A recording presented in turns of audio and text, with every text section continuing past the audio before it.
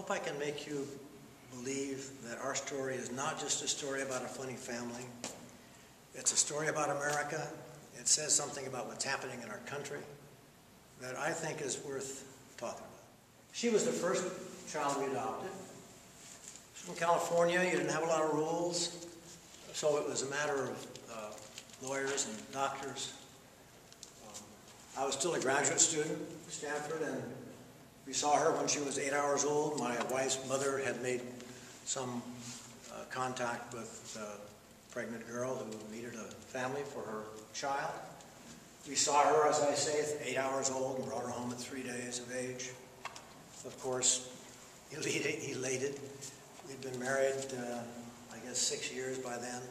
Got married when we were 19, so we were still a young couple, but we just desperately wanted that baby.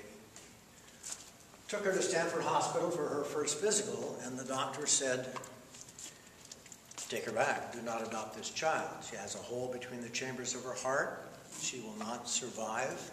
She's too small for surgery. She won't live long enough to get big enough for surgery. Take her back. And I remember I literally slumped to the floor.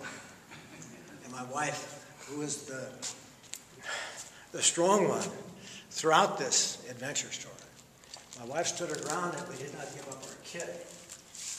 And just to skip forward, in the next 10 or 15 years, the hole grew closed, and she ran track in high school, and she's a healthy 48-year-old woman now.